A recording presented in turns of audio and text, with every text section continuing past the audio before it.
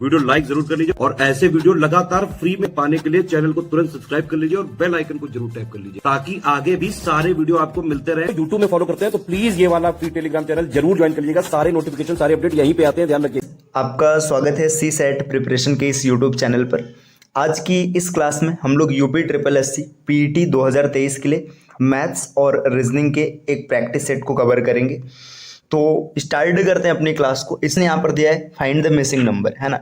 यहाँ पर आपको मिसिंग नंबर फाइंड करना है। तो देखिए, आप अगर इस साइकिल को ध्यान से देखेंगे तो आपको पता चलेगा 4 के सामने 14 लिखा गया है। ठीक, 4 से 14 कैसे बन सकता है? या तो 3 का गुणा कराया गया होगा या तो 4 का गुणा कराया गया होगा। और आगे चलते हैं, देखिए 9 से 29 बना है। अब यहाँ पे पैटर्न धीरे धीरे क्लियर हो रहा है। देखिए क्या है, 4 से 14 बनाया गया है, इसी तरीके से 9 से 29 बनाया गया है ना। देखिए 26 से 80 बनाया गया, 26 से क्या बना है, 80 बना है ना। और आगे बढ़ेंगे, 6 से क्या बनेगा ये आपसे पूछा जा रहा है।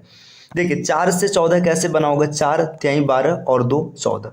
ये पैटर्न आगे भी चलेगा। देखिए कहाँ चल रहा है, देखिए 9 3 27 2 29, यही पैटर्न है ना। 26 3 78 और 2 80, सेम टू सेम पैटर्न चल रहा है। तो यहाँ पर आप लिखेंगे 6 गुणे 3, 6 3 18, 18 और 2 20। इस प्रश्न का बिल्कुल सही उत्तर हो जाएगा ऑप्शन नंबर बी। चलिए आते हैं नेक्स्ट प्रश्न पर। प्रश्न संख्या अगला प्रश्न क्या दिया, एक दुकानदार किसी वस्तु का मूल्य उसके क्रय मूल्य से 20% अधिक अंकित करता है। वह अंकित मूल्य पर कुछ छूट देकर बेचता है और 8% लाभ कमाता है। छूट की दर बताइए। देखिए अब दुकानदार क्या करता है, वस्तु को लाता है, जिस दाम पे चीजें तैयार होती हैं लाई जाती है उसको क्रय मूल्य कहते हैं, कॉस्ट प्राइस सीपी, है ना। सीपी को हमेशा 100% मान के चलना है, 100 मान के चलना है, सीपी 100 है ना। अब इसके बाद क्या होता है ना, जिस वस्तु में आपने सामान बनाया उसमें तो बेचेंगे नहीं, उससे कुछ ज़्यादा में ही बेचेंगे, है ना। तो उसके लिए क्या की जाती है, एक मार्किंग की जाती है कि जैसे मान लीजिए ना आपने एक पेन बनाया, ठीक है, मान लीजिए आपने एक पेन बनाया, पेन बनाने में 10 रुपए की लागत आई। अब किसी को आप 10 रुपए में बेचेंगे तो आपको फायदा ही नहीं होगा, है ना। आप इसके लिए पेन को क्या करेंगे, ज़्यादा दाम में बेचेंगे। अब ज़्यादा दाम में बेचेंगे तो जैसे मान के चलिए आपने बोला पेन 11 का बेचेंगे, है ना। अब कस्टमर आएगा वो आपसे बार्गेनिंग करेगा, है ना, कि भैया 11 का ना दीजिए, कुछ कम करिए। तो इसके लिए क्या किया जाता है, जो दुकानदार है वो पहले से ही चालाकी लगाते हैं, सामान को ना ऐसे 15 रुपए लिख देगा कि हम इसको 15 रुपए में तैयार किए। तो इसी को मार्किंग प्राइस कहते हैं, है ना। बोला जा रहा है कि क्रय मूल्य से ना 20% ज्यादा अंकित करता है। तो 100 रुपए के सामान में 20% बढ़ाएगा तो 120 रुपए अंकित करेगा। अब जब कस्टमर ने बार्गेनिंग किया तो कुछ छूट दे दिया, है ना। अब इसके बाद बोला जा रहा है कि अंकित मूल्य पे कुछ छूट देता है और 8% लाभ कमाता है। देखिए सेलिंग प्राइस, अब देखिए 8% प्रॉफिट होता है। इसका मतलब पता है क्या, 100 रुपए के सामान को उसने 108 रुपए में सेल कर दिया, ठीक, क्योंकि यहाँ पे प्रॉफिट दिया 8% को। अब देखिए अब यहाँ पे कैलकुलेट अगर करेंगे ना तो आपको पता चलेगा कि 8% का प्रॉफिट हुआ है, ठीक। अब देखिए यहाँ पे चीजें सेट है। अब देखिए ये मार्क प्राइस था, उसने कितने रुपए का छूट दिया, 12 रुपए का। कितने रुपए पर, 120 रुपए पर। 12 रुपए का छूट दिया 120 रुपए पर। अब यहाँ पे इसको काट लेंगे तो 1/10 आएगा। 1/10 आपने परसेंटेज फ्रैक्शन वैल्यू में पढ़ा होगा, ये 10% होता है। तो ऑप्शन नंबर बी बिल्कुल सही होगा। चलिए अगले प्रश्न की ओर आते हैं। प्रश्न संख्या नेक्स्ट दिया है, एक बंदर 12 मीटर ऊंचे चिकने खंबे की सतह पर चढ़ता है, मतलब खंबे पर चढ़ता है। पहले मिनट वह 2 मीटर चढ़ता है, अगले मिनट में 1 मीटर नीचे फिसल जाता है। मतलब बंदर ऊपर चढ़ रहा है, पहले मिनट में 2 मीटर गया और अगले मिनट में फिसल गया, है ना। इस तरह वह कितने समय में खंबे के शीर्ष पे पहुंच जाएगा। देखिए 12 मीटर का खंबा है ना, ये मान लीजिए 12 मीटर का खंबा है ना। अब बंदर क्या कर रहा है, 1 मिनट में ना 2 प्लस हो रहा है, 2 प्लस हो रहा है। लेकिन फिर क्या हो रहा है कि जैसे ही अगले मिनट में आता है, नेक्स्ट मिनट में फिर से 1 मिनट की बात करेंगे तो यहाँ पर 1 माइनस हो जा रहा है। अब समझिएगा 2 मिनट में मिला के ना जो इसका फाइनल रिजल्ट आ रहा है 2 मिनट में, ये 1 मीटर तय कर रहा है। 2 मिनट में 1 मीटर तय कर रहा है। अब समझिए यहाँ पे अब आपको लगेगा 2 मिनट में 1 मीटर है तो 12 मीटर कवर करने में 24 मिनट लगेगा, ठीक है। ऐसा नहीं होगा। क्यों नहीं होगा, समझिए। जब बंदर चढ़ेगा, देखिए पहले बार क्या होगा, एक मतलब 2 मिनट में 1 मीटर 1 मीटर 1 मीटर, ऐसे ये 10 मीटर तक जाएगा, है ना। 10 मीटर तक आएगा, है ना। 10 मीटर तक आने में इसको कितना समय लगेगा, 20 मिनट, ठीक। अब इसके बाद ना फिर यहां से जब 2 मीटर का जंप मारेगा 21वें मिनट में, है ना, तो ये टॉप पर पहुंच जाएगा, फिर वापस से खिसकेगा ही नहीं, है ना। तो बंदर क्या हो जाएगा, 21 मिनट में शीर्ष पर पहुंच जाएगा। Option number B. चलिए बढ़ते हैं अगले प्रश्न पर। अगला प्रश्न क्या दिया, 5 आदमी या 7 औरतें एक काम को 32 दिन में पूरा कर लेते हैं। और फिर आगे दिया है 7 आदमी और 5 औरत मिलकर उससे दुगने कार्य को पूरा करेंगे कितने दिनों में। देखिए यहाँ पे या लगा है, या का मतलब पता है, या का मतलब ये हो जाएगा कि 3 आदमी, है ना, 3 मेन जितना काम करते हैं उतना ही काम करती हैं 7 विमेन, है ना।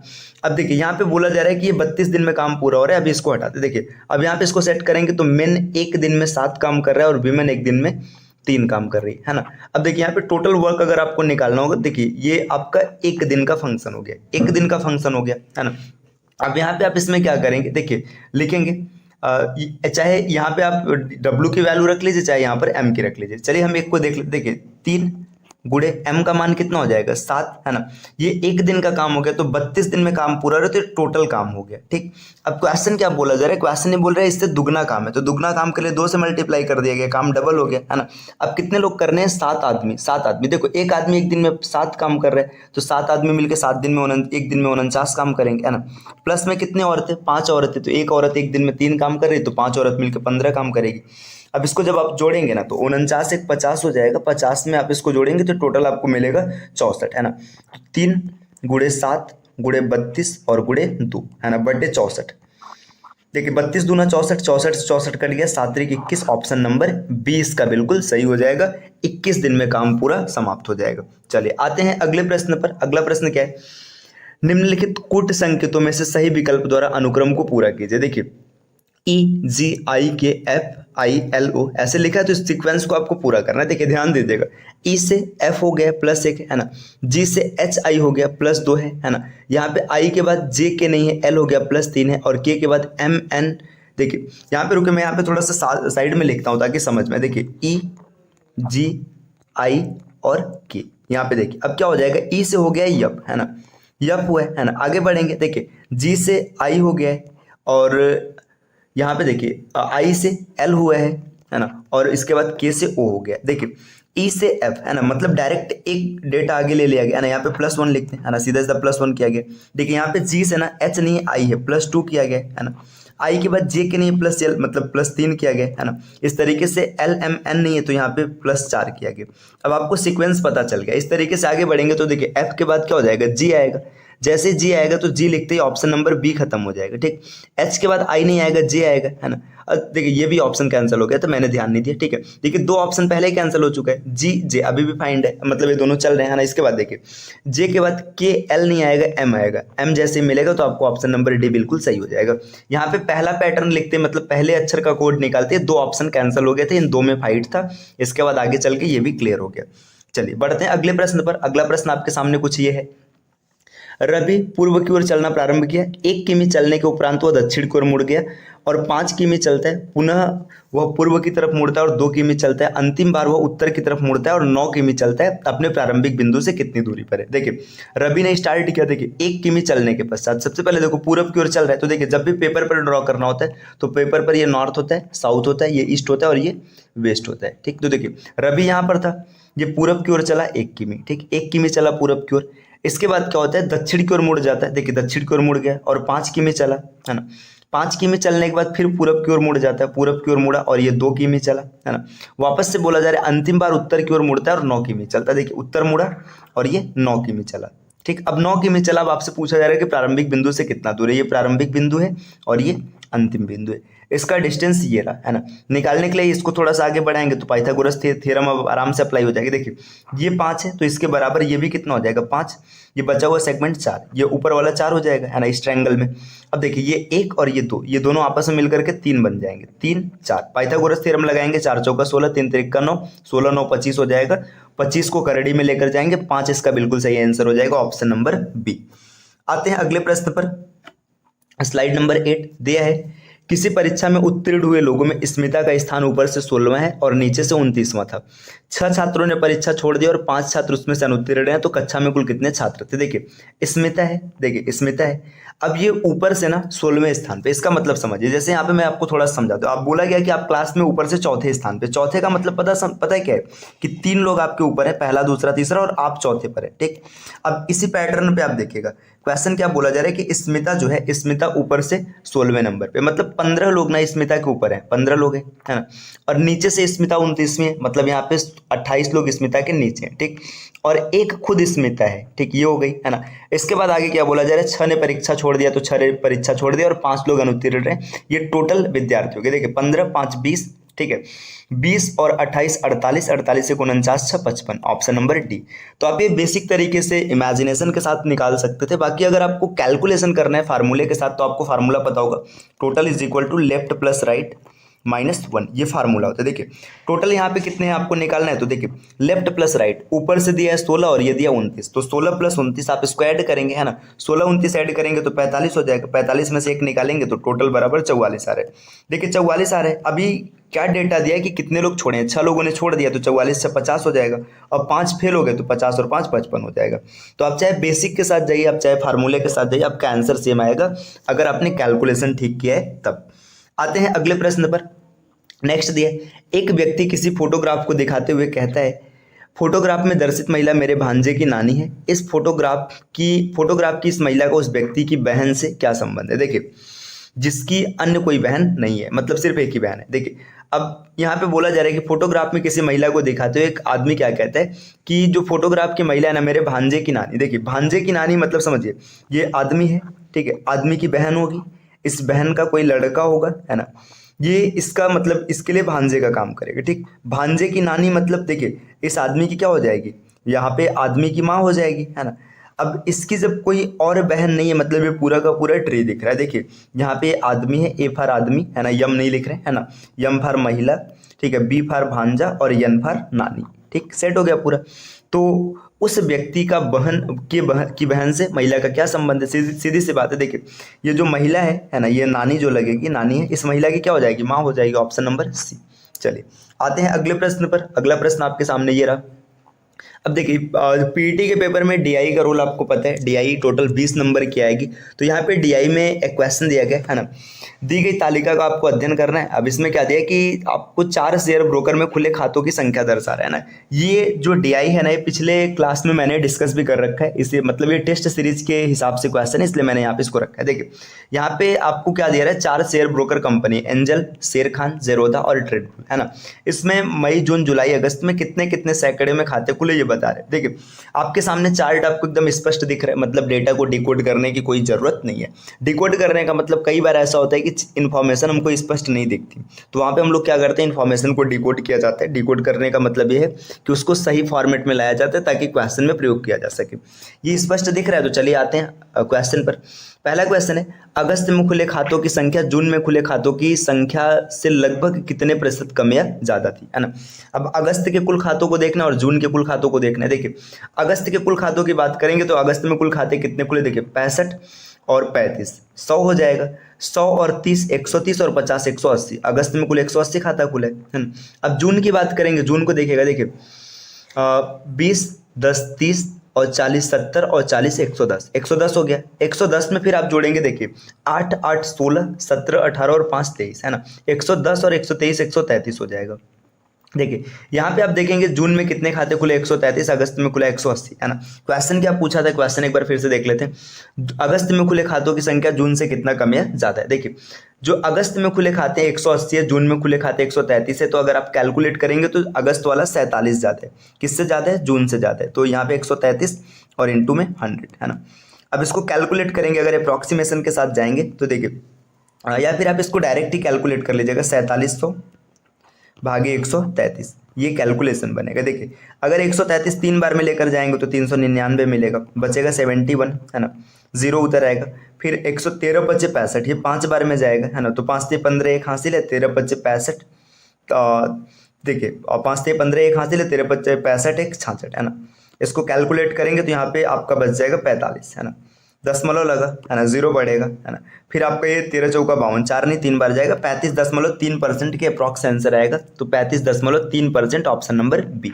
चलिए अगले स्लाइड पर आते हैं। अगले स्लाइड पर क्वेश्चन यहाँ पर क्या है, मई से सितंबर तक एंजल में खुले खातों की संख्या से जेरोधा में खुले खातों की संख्या का अनुपात। देखिए एंजल और जेरोधा का अनुपात लेना है, ठीक है। मई से सितंबर मतलब सबकी बात कर रहे हैं, है ना। तो मई से सितंबर तक देख लेते हैं एंजल और जेरोधा की कहानी का क्या है। देखिए यहाँ पे अगर हम लोग देखेंगे मई से सितंबर तक, देखिए मई से सितंबर तक एंजल की बात करेंगे ये हो जाएगी, मई से सितंबर तक जेरोधा की बात करेंगे ये हो जाएगा। देखिए एंजल में 25 और 35, 60 हो जाएगा, है ना। आपको आराम से दिख रहा है 25 और 35, 60 हो जाएगा। अब देखिए 60 और 65 और 55, 120 हो जाएगा। तो ये टोटल 180 बन गया, है ना। 180 और 20, 180 और 20 200, यहाँ पे 208, ठीक है, 208 हो गया एंजल में। जेरोधा की बात करेंगे, देखिए 30, 40, 70, ठीक है, सॉरी 30, 50, 80, 80 और 40, 120, 120 में इन दोनों को जोड़ेंगे तो 80 मिल जाएगा, मतलब 200, है ना। अब इसका अनुपात निकालना है, मतलब 208 बटे 200 कैलकुलेट करेंगे तो ये आपका पूरा पूरा कट जाएगा, है ना। पूरा पूरा कट कहने का मतलब है कि पहले आप इसको 4 से काट लीजिएगा। 52/50, है ना। 52/50 मिलेगा। कैलकुलेट करेंगे तो ये रेशियो दिया होगा या फिर इसको पूरा हल किया होगा। तो चलिए देख लेते। देखिए पूरा हल किया यहाँ पे तो आपको दिख रहा है 1 से थोड़ा सा ज़्यादा, ऑप्शन नंबर ए इसका बिल्कुल सही हो जाएगा। नेक्स्ट अगले प्रश्न पर आते हैं, प्रश्न संख्या 13। किस शेयर ब्रोकर में खुले खातों की औसत संख्या महत्तम है? महत्तम का मतलब मैक्सिमम है। देखिए यहाँ पे एवरेज आपको निकालना है ना, सबका बेस समान है। बेस मतलब जो पदों की संख्या, देखिए यहाँ पे सब में समान है ना। तो इसमें जो खाता ज़्यादा खुला होगा उसका एवरेज ज़्यादा आएगा। तो चलिए हम देख लेते हैं। देखिए आगे अगर बढ़ेंगे ना तो यहाँ पे इन दोनों का निकाल रखे आपने, इधर निकाल लीजिएगा, है ना। अगर इसको कैलकुलेट करेंगे, देखिए 22 और 18 40 हो जाएगा, ठीक। 40 और 30 70 हो जाएगा। 70 और 45 115, 115 में आप 32 जोड़ेंगे तो 115 और 32 147 हो जाएगा। अगर इसमें आप देखेंगे, देखिए 35 और 45 80, 80 और देखिए 50 130 190 और यहाँ पे जोड़ेंगे तो 232, है ना। तो सबसे ज़्यादा खाता खुला है 232। 232 कहाँ पे खुला है? ट्रेड बुल में खुला है। तो इसका बिल्कुल सही आंसर हो जाएगा ट्रेड बुल, है ना। इस क्वेश्चन का बिल्कुल सही आंसर हो जाएगा। अगला है स्लाइड नंबर 13, ट्रेड बुल, है ना। तो ट्रेड बुल में सबसे ज़्यादा खाता खुला है, ऑप्शन नंबर सी। चलिए आते हैं अगले स्लाइड पर, स्लाइड नंबर 14। इसमें पूछा है ट्रेड बुल में खुले खातों की संख्या का औसत शेर खान में खुले खातों की संख्या के औसत का लगभग कितना प्रतिशत कम या ज्यादा था। मतलब ट्रेड बुल वाला जो है वो कितना ज्यादा है शेर खान के से। तो देखो सीधी सी बात है, ज्यादा की बात पूछा जा रहा है ना। तो 100% ट्रेड बुल वाला ज्यादा होगा, है ना। किससे ज्यादा होगा? शेर खान से ज्यादा होगा। देख लेते हैं कितना ज्यादा है। देखिए ट्रेड बुल और शेर खान को देखते हैं। देखिए ट्रेड बुल में 232 खुला है ना, और शेर खान में खुला है 147। तो इसका डिफरेंस निकाल लेंगे। जब डिफरेंस निकालेंगे तो आपको 53 और 32, है ना। 53 और 32 अगर आप ऐड करेंगे तो ये 58, 85 ज़्यादा है। किससे ज़्यादा है? 147 से ज़्यादा। परसेंट निकालने के लिए 100 से मल्टीप्लाई कर देंगे, है ना। इसको कैलकुलेट कर लेंगे, जो आंसर आएगा वो इसका बिल्कुल सही आंसर होगा। तो आप इसको कर लीजिएगा, ठीक। चलिए आते हैं अगले प्रश्न पर, प्रश्न संख्या 15, है ना। निम्नलिखित में से किस महीने में खुले खातों की संख्या का औसत महत्तम है? देखिए यहाँ पे महीनों की बात पूछ लिया। अब महीनों की बात पूछ लिया तो आपको क्या करना है? यही कैलकुलेशन करना है आपको, इस बेसिस पे करना है ना। आप देख लीजिएगा जो मैक्सिमम आएगा वहीं पे एवरेज मैक्सिमम बनेगा। तो आप इसको कैलकुलेट कर लीजिएगा। चलिए अब आते हैं नेक्स्ट अगले स्लाइड पे। यहाँ पर भी देखिए एक डीआई दिया है ना। यहाँ पे डीआई में क्या दिया? ग्राफ का अध्ययन कर निम्नलिखित प्रश्नों का उत्तर दें। आपको ये ग्राफ देखना है। देखिए कच्चे ऊन के उत्पादन के बारे में बता रहे हैं, है ना। देखिए 2013-14 में 56, मतलब यहाँ पे देखिए मीट्रिक टन है। 2014-15 में 51 है। 2015-16 में 53 है ना। ये भी डायरेक्ट डेटा दिख रहा है तो डिकोड करने की कोई आवश्यकता नहीं होगी। जो प्रश्न पूछेगा डायरेक्ट हम लोग उत्तर देंगे। तो चलिए आते हैं अगले स्लाइड पे। देखिए प्रश्न क्या पूछे। अगर हम लोग प्रश्न को देखें तो पहला यहाँ पे क्या पूछा जा रहा है? देखिए 8 वर्षों के दौरान औसत उत्पादन था, मतलब पूरे 8 वर्षों में ना एवरेज प्रोडक्शन कितना हुआ इसकी बात पूछी जा रही है। देखिए अब एवरेज प्रोडक्शन निकालने के लिए मतलब आप सबको जोड़ देंगे और जोड़ करके आप क्या करेंगे? देखिए जितने भी हैं सबको जोड़ करके 2 2 4 2 6 2 8, 8 मतलब पदों की संख्या 8 है तो 8 से भाग कर देंगे। कैसे किया जाएगा? देखिए 50 और 50 100, है ना। 150, 150 में 60 जोड़ेंगे, है ना, तो 210, 210 में 70 जोड़ेंगे 280, है ना। यहाँ पे 280 330 हो जाएगा, 390 हो जाएगा, 390 में 60 70 जोड़ेंगे तो 460, है ना। और बाकी ये देखिए जो इकाई अंक छूट रहा है 6 1 7 3 10 5 15, 15 और 6 21, 21 और 8 29, है ना।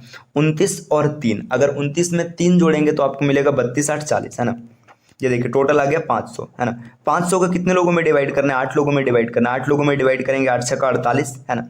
इसके बाद कितना बच रहा है? 2 बच रहा है, 8 दूना 16, 4 बच रहा है, 8 पंचे 40, 62.5 मीट्रिक टन इसका बिल्कुल सही आंसर हो जाएगा। तो देखिए 62.5 ऑप्शन नंबर बी, ठीक। चलिए बढ़ते हैं अगले प्रश्न की ओर। अगला प्रश्न क्या पूछा जा रहा है? कच्चे ऊन के उत्पादन में उच्चतम वृद्धि का वर्ष। देखिए यहाँ पे उच्चतम वृद्धि पूछा है। कई बार क्या होता है ना, उच्चतम वृद्धि प्रतिशत पूछता है, तो जब प्रतिशत पूछेगा तो उसकी कहानी अलग होगी और वृद्धि पूछेगा तो उसकी कहानी अलग होगी। तो यहाँ पे चलिए देख लेते हैं उच्चतम वृद्धि सबसे ज्यादा ग्रोथ कहाँ पर हुआ है। देखिए यहाँ पे तो कम ही है तो इसको देखना नहीं है ना। यहाँ पे ग्रोथ है खाली 2 का, यहाँ पर ग्रोथ है 12 का, ठीक है। यहाँ पर ग्रोथ है 11 का, इधर कमी है नहीं देखना, इधर 10 का ग्रोथ है और इधर 5 का ग्रोथ है। तो सबसे ज्यादा ग्रोथ कहाँ पे? 12 का ग्रोथ है किस महीने में? 16 और 17 में। ऑप्शन देख लेते कौन सा ऑप्शन सही होगा। तो स्लाइड नंबर 18 पे 16 17 ऑप्शन नंबर सी इसका बिल्कुल सही हो जाएगा। चलिए आते हैं अगले प्रश्न पर। अगला प्रश्न है 2014-15 में कच्चे ऊन का उत्पादन 2019-20 के उत्पादन का कितना है? तो देखिए 14-15 और 19-20 का देखना है सेटलमेंट, है ना। 14-15 की बात करेंगे, 14-15 में कितना है? 51, और 19-20 में देखेंगे तो कितना है? 19-20 में 68, है ना। देखिए 68/51, है ना। तो 68/51, है ना। आप इसको काट लेंगे 3/4 मिल जाएगा। तो इसका जो बिल्कुल सही ऑप्शन हो जाएगा 3/4 ऑप्शन नंबर। चलिए बढ़ते हैं अगले प्रश्न की ओर। अगला प्रश्न आपके सामने ये रहा, है ना। देखिए एक अलग डीआई है, इस डीआई में क्या बोला जा रहा है कि ये जो प्रश्न है ना, यहाँ पे देखिए एक ग्राफ में यहाँ पे क्या बोला जा रहा है, 7 छात्रों का औसत दिखाया जा रहा है इतिहास और भूगोल का, मतलब 7 विद्यार्थी उनको इतिहास और भूगोल में मिला है। देखिए विद्यार्थी 1 है, विद्यार्थी 2 है, 3 4 है ना। अब इसके बेसिस पे कुछ क्वेश्चन आएगा और आपसे क्वेश्चन का आंसर पूछेगा। देखिए पहला क्वेश्चन है, निम्नलिखित में से किन छात्रों को भूगोल की अपेक्षा इतिहास में कम अंक मिले। एक चीज ध्यान देना, यहाँ पे पूछा जा रहा है किसको किसको भूगोल की अपेक्षा इतिहास में कम नंबर मिला है। देखिए यहाँ पे जो रेशियो दिया है ना, रेशियो दिया है हिस्ट्री अपॉन जियोग्राफी, इतिहास और भूगोल का, है ना।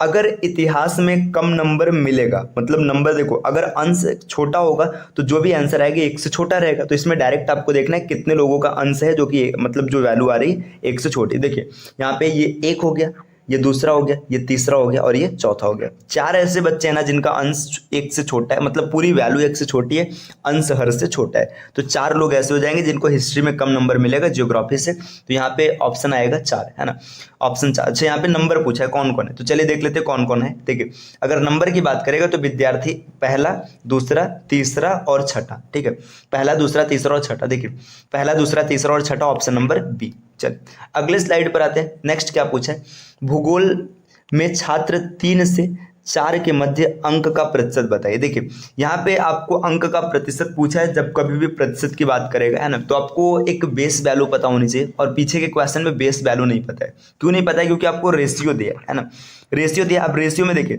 आप बेस किसको मानेंगे, उसका पूर्णांक कितना था आपको कुछ नहीं पता है, प्राप्तांक कितना है कुछ नहीं पता है, तो इसका आंसर हो जाएगा ए। आंकड़ा अपर्याप्त है, आप इसका मतलब कंप्लीट इंफॉर्मेशन नहीं दे सकते। चलिए अगले प्रश्न पर आएंगे। अगला प्रश्न है, इतिहास बटे भूगोल के अधिकतम अनुपात और न्यूनतम अनुपात का अंतर कितना है। ये भी सरल सा क्वेश्चन है, सब नजरों का खेल है ना। अधिकतम और न्यूनतम को देखना, देखिए अधिकतम 1.55 है ना, और न्यूनतम की बात करेंगे तो न्यूनतम 0.35 है। इसका डिफरेंस आपको निकालना है, तो 1.25 इसका बिल्कुल सही आंसर आ जाएगा। 1.25 ऑप्शन नंबर, अच्छा यहाँ पे घटाने में गलती है, ठीक है, 1.55 है और 3.35 है ना, तो इसका 1.20 आएगा, घटाने में थोड़ी सी मिस्टेक होगी, माफ कीजिएगा। ऑप्शन नंबर ए इसका बिल्कुल सही आएगा। अगले प्रश्न पर आते हैं। नेक्स्ट, छात्र 4 को भूगोल में 60 अंक मिले तो उसके इतिहास के अंक बताइए। छात्र 4 की ओर आते हैं। देखिए छात्र 4 की अगर बात करेंगे तो देखिए छात्र 4 यहाँ पर है ना।